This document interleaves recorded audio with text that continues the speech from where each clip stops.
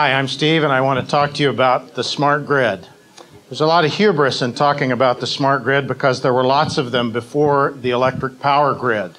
But the electric power grid is undergoing transformational change. We couldn't have had better introductions to these concepts than Jason and Trey and Tom. Speaking of Tom, Thomas Edison had a large part in inventing the electric utility business with his Pearl Street station back in 1879 in downtown Manhattan. And the thing about the electric utility grid is that it hasn't changed much since then. If Tom Edison were to rise from the dead today, he would be perfectly comfortable at any electric utility in the country. But as Yogi Berra said, things have changed. Things have changed fundamentally. The future ain't what it used to be, and we can't continue to operate the electric utility grid in the fashion that we have in the past. There are so many reasons to change. You've heard the classic ones, the climate change, efficiency, reliability, greed fits in there, and we'll talk about that in a bit. There are a lot of people hoping to make a lot of money on the smart grid, but there are an almost infinite number of reasons that the grid no longer works. Now, you wouldn't notice this because when you turn the lights on, they come on. When you turn them off, they go off.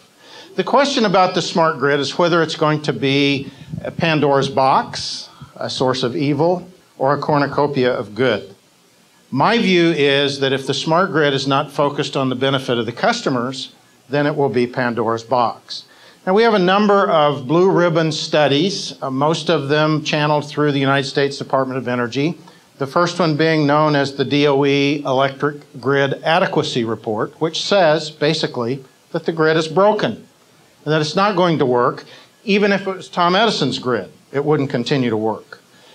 And a smarter grid will help us overcome the problems that exist with the existing grid.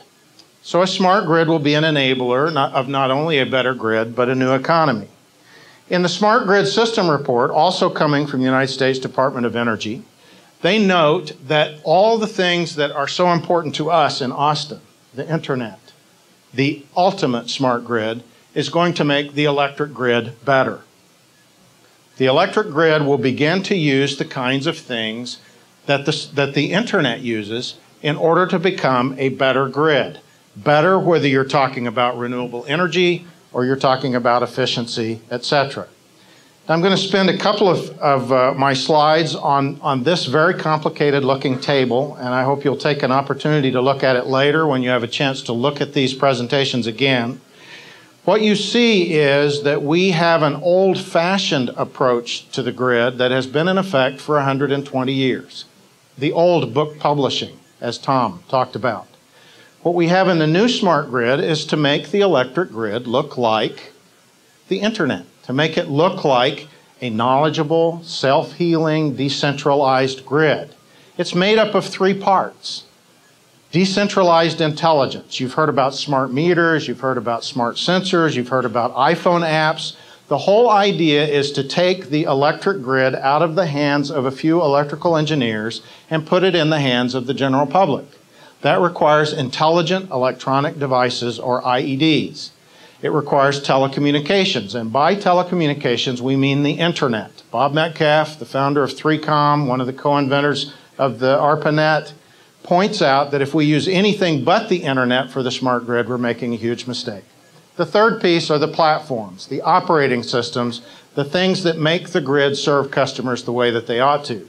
And has often been the case, Austin is right at the center of this. Many different folks have recognized Austin Energy and Carl Robigo and Mr. Carvalho, the CIO, as the center, the #1 smart grid company in the United States of America. And I urge you to visit them and see what they're doing.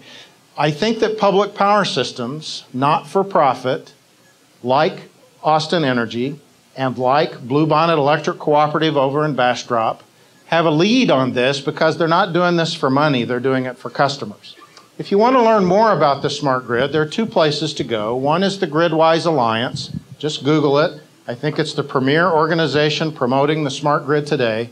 And then I do a blog on the smart grid called smartgridman.com, and I welcome your guest posts if you'd like to do so. Thank you.